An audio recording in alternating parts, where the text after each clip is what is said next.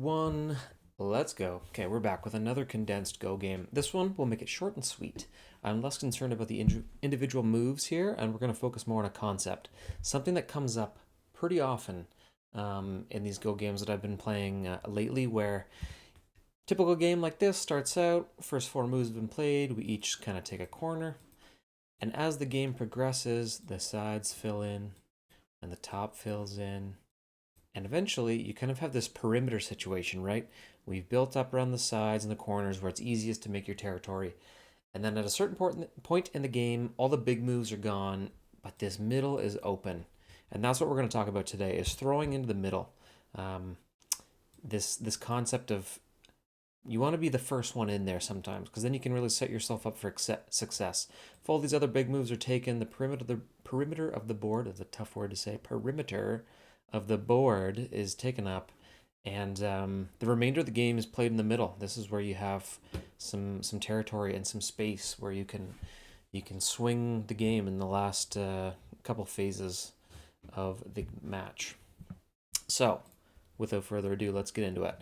Like I said, we've each taken a corner. I'm playing as white. I'm 9Q up against 11Q in this particular match. And we're just going to speed through the first handful of moves here. We'll just watch this game evolve a little bit. Not going to focus on anything too granular right now. He gets aggressive up in the left-hand corner. Fighting him off there a little bit. Couple battles going on. Looks like I might take a couple of his stones. He might take a couple of my stones. We're about 50 moves in. Let's just take a quick pause here. So as white, what do we got? We got this upper right-hand corner, bit of that right-hand side. Right, that's mine. We have a nice little chunk up to the top here. Fill that in. That's also looking pretty good. Tiny little bit on the side there. That's mine. Not a whole lot if you look at it in that respect, because if we look at Black's territory, I mean, on a broad sense, he's kind of got this whole bottom chunk. A little bit up here, and I think he's going to end up with some space up here, looks like. Probably kill off my stones there in the corner. And then he's starting to kind of... He doesn't have any territory with these couple stones here. Actually, I might kill him there potentially. Anyway, he might leak out into the middle, but we can see as this game is progressing, like I said, if you look at where the stones are being placed and where the territory is being made, it's around the perimeter. And that middle, wide open, still up for grabs. So, carrying on, moving forward. He saves his stones there. All right, battling over the left-hand side. There we go. Finally, I toss him to the bottom. That's kind of nice. We don't want him to get this huge bottom chunk, right? And there's enough space down there that I can get aggressive, and I think I can throw in there and maybe win something. And then I hop in the corner, the very bottom right at the 3-3. Same kind of thing. I just don't want him to have these huge chunks of territory. So I think I can, just like that, I can swoop in and steal. You know what? If he thought that was his, right? But then all of a sudden I just steal something like, what's that? 10 points, 12 points, something like that. That's a success. And I'm doing the same thing down here. Not going to be a game changer, but I'm going to get 10 or 12 points down there and hopefully eat away at his territory. Sometimes those moves definitely pay off. He's trying to box me in at the bottom. That's okay. And a little bit of a battle going on there. It's kind of funny. Chipping away at his stuff. Sure enough, I've eaten actually a fair bit of space up down there. That's all. I didn't capture a lot of territory, but the number of stones down there is actually decent. That might be 20, 25 points, something like that. So that's actually pretty big. When you consider that maybe that was all going to be his, right? So anyway, carrying on. So he's officially got that upper left-hand corner now, looking good. There it is. Move 161, back up 1 move. So we're at move 115. And just like I talked about at the beginning, look at the perimeter of the board. It's filled up. And the only space really to fight over that's remaining is in the middle. That's up for grabs. That's going to determine the game. Right now, the computer thinks I have a bit of an advantage in terms of territory at this point. Like I said, we're at move 115. He pulls up here, extends these 3. He's not really putting any pressure on any of my stones. Nothing to react to immediately. there's no real big moves left. Like maybe like this might have been okay. But there's a certain point where, by playing there, but by giving up this center point, what's the trade-off? Which one is the bigger move, right? And there is a point in the game where, you might gain a couple points here or there, but sometimes you just want this strength in the middle. By being the first person to play in the middle, there's no one around me.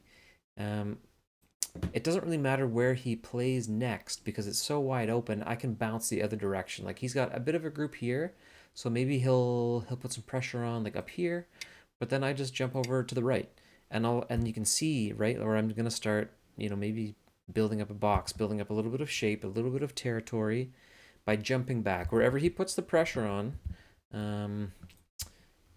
I can jump back and let's see. Like maybe he throws in here. Well, then I'd probably maybe play down here, and start to carve out some territory here, and maybe connect up to this group. So it just gives me a lot of options. By being the first one in, maybe he wants to bolster up this strong line that he's got at the bottom here, this little string of stones, because this is a fairly solid chunk, right? Like this is kind of all one group. Maybe he wants to build that up right into this space up here. So he wants to carve that out. Maybe he plays there, but then the same thing. Then I can either jump up or I can jump to the right. I can go over to the left. I just have a lot of options. So this is what we're talking about in this game. When it's wide open, there's no big moves left. It's kind of up for grabs what's going on in the middle. Sometimes it's the right move to throw in. You're all by yourself out there. There's no support. But being the first person, it gives you the opportunity to build and grow from that point. So, carrying on. I throw in the middle. He completely ignores it and attacks the right-hand side. Fair enough. I don't mind that strategy because it's tough to, like I said, the whole point of this is it's tough to do anything with it. No matter where he plays, I'm going to be able to back off and make something of it. So he just completely ignores it and lets it develop organically here and attacks that right-hand side where he can have a bit more of an impact. Okay, so then he attacks the left. I make a strong move here by threatening to cut him off. So I have this group here, which is probably going to live. Looks pretty good. I have this group down here. And right in the middle of these guys is, what's that? 7 stones of his with a pinch point right there. So I can, a cutting point, I should say. So I can cut him off there. I like that move. We're putting pressure on him to respond to save this group. Maybe he's going to attack these two. But by doing that, he's giving this stone an opportunity to back off and will form some kind of a relationship with this center stone. So if this center stone wasn't here, I don't think I would do this, but by giving myself a little bit of support in the middle, it gives me the opportunity to do these cutting points where I can back into space and use this stone in the center as a bit of a backup. So it really supports these more aggressive style moves when you want to attack. Just like that. So he cuts me off. All right, so that didn't work out as well as I thought because look at that. He's going to kill those 3 stones. So, but we've caused a little bit of chaos and disruption in there. So maybe that's worth it. Sometimes it is, right? Just to disrupt things a little bit, cause a little bit of that chaos. Yeah, that didn't work out well at all. I think I don't know, maybe I misplayed that too. It doesn't look great in there. I think, yeah, that whole situation, I think this, I don't know, this is a bit of a mess in there. That could have been played way better. And as it stands, nothing in there has led to any support for this center stone. So far it hasn't worked out. We've basically given him a bigger chunk of territory. That's all his group, right? Connected down to here and here. He's got a couple lines there. Anyway, but nothing I've done so far has helped this center guy right now. So, and that's what we're talking about, right? Because it's useless to throw in there and not get anything from it. So let's see what develops. I make a push into the middle on the right-hand side. He's going to cut me off, sure. I'm reaching in. You can see I'm trying to reach in from this right-hand side, connect up to there, and that'll give me some options to kind of sprout out from that center point. And he's trying to defend that. You can see he's got a bit of a line here. He's got a line here. He's got a pretty strong line down here, another one here. And what's he trying to do is trying to circle that. He's trying to get that whole center space so that this stone will be completely nullified and worth nothing. He's trying to wrap it up. Threaten to cut through his little eye there, or his open point. And now you can see it's not looking great at this point. We have one stone, two stones, potential for an eye right here, but we're looking pretty circled at this point. I mean, we can maybe spill out this way, but it's not looking great at this point, but it's still worth, I think, fighting for. I can sneak up and connect up to the top. I can sneak out this way, and there's still an opportunity to maybe make some eyes in there and even live if I don't connect. So I push back, like I said, trying to build up an eye potentially there. Threaten to cut again, I like that. Just putting some pressure on some of his cutting points here. That was a nice move. So I jump out a little bit here because it looks like maybe we can build an eye here unless he plays here to threaten. I can probably build an eye there, and then by coming out, I'm giving myself the potential to either build an eye in here or, like I said, to come around and connect up. So still not looking great. He recognizes that, cuts it off, sure thing. I threaten to poke through, doesn't allow it, but now, just by threatening to come through, I've built myself two groups of two with some space in between, potential for eyes. If I can get this one and one in there, we can live. And that's what we're trying to do. We're just trying to win. The whole point of this is I don't want him to get the center of the board, that whole thing. It's way too much territory. If you get that, you're going to win. When we're sort of splitting 50-50 around the edge, the middle is important, right? You want to win that. So if I can just win a chunk in the middle, when it looks like he's going to get the middle to begin with, then that's a win. If we can get in there, get another 10, 12 points like we did down the bottom right, down at the bottom. If we do that 3 times at 30 points, that's probably enough to win the game. Okay, so he doesn't let me connect over to the right. I threaten to come down a little bit, put some pressure on that single stone. This is nice. Now I'm threatening what looked like these 4 were going to be killed off, with 1 or 2 moves. Now I'm putting the pressure on this group. By playing there, I'm giving this 2 liberties. He's got to respond to that. I think that whole left-hand side was misplayed. It was kind of sloppy, it looked like. Back up 1 there. So I put the pressure on him, but my 4 stones are in Atari, right? But I play here, putting this group in Atari. He either has to play here or kill that group off. He kills the group, gives me the chance to put him in Atari. So now these 5 stones are in Atari. Again, he can kill these ones off, but look what's happened again here. We have another redraw here. So we got 2 here. We've got a group of 4 here. We got 2 here. Group of 4 here. And you can see these potentials for eyes. Right now, this group is not alive, but we have potential for an eye here. Maybe 1 here. Maybe 1 here. 1 here. If we can play a stone, I don't know, here, that would be super useful. So, although it's still pretty weak, there's potential. I'm not giving up hope. He puts my group in Atari. I ignore it, and this is probably a wise move. I could have played here, but then he can play right where I did and start to eat into where I want to have these Ataris. One of these previous videos was about keeping your eyes open, and that's what I do by playing here. Because he can't play here now. He can still play here and threaten to take away that eye, but at least I've given myself the chance. He takes the 2. I take another one where I'm keeping my eyes open. I love it. So now I actually have an eye there now. I officially have one. And depending where he plays next, I can get 1 here, I can get 1 here. So all of a sudden, within 2 or 3 moves, this group is looking much better. A little more stable, still certainly threatened, as he does right there, to take out one of my eyes. But then I play up at the top. Okay, and then he jumps out. So at this point, I think he assumes this group is going to live, because he can't play here. I'm going to take him. So realistically, he'll play here.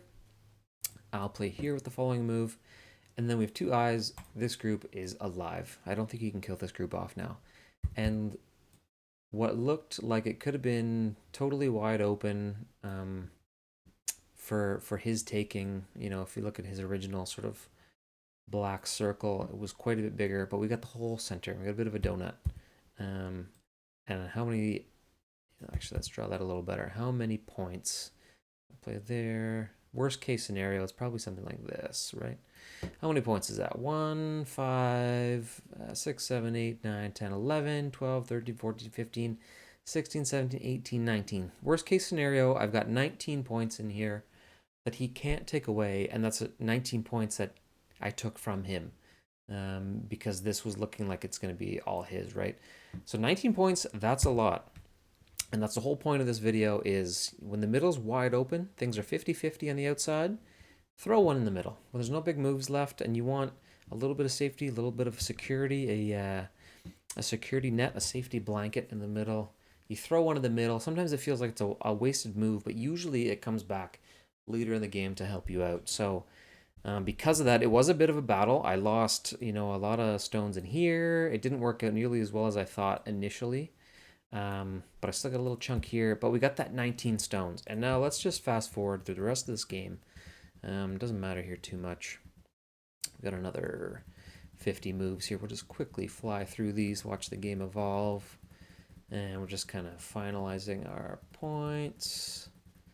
Battling over a couple bits of territory here and there. 2 or 3 stones, give or take. And that's it. So that's the end of the game. Looks like we each passed. 268 moves, so it was a long game. But now, because we got the middle of that board, and what did I say, 19 points? It looks like we might have got 1 or 2 more than that. Estimate the score at the end of the game. White by 18.8 points. And what do we say in the middle? 19? 1, 2, 3, 4, 5, 6, 7, 8, 9, 10, 11, 12, 13, 14, 15, 16, 17, 18, 19, 20, 21.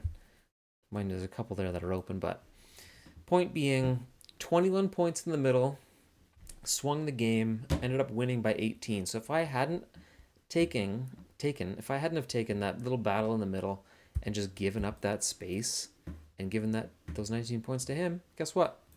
Would have lost. And that's the moral of the story today. When the game is wide open, it's 50-50. You don't know what's happening in terms of the score because everything is fairly even on the outside and the middle's open. Throw one in the middle. Again, it feels like a waste sometimes right off the bat, but give it another 50 moves. You can bounce off that player or off that stone. It gives you that little bit of support. You can have that relationship. You can play off to the right, to the left, up, down, whatever you need to do. You can back away. You can get aggressive. But it just gives you a little bit of flexibility in the middle, and it just gives you a head start. It's important sometimes to be first, because if he plays in the middle first and you lose that opportunity, and then you're kind of backpedaling and you're trying to survive as opposed to being on the front foot and being aggressive. So, moral of the story today is throw into the center of the board. Take the center. Throw in to win. One of those will probably be the title. I don't know. Anyway, until the next time, let's go.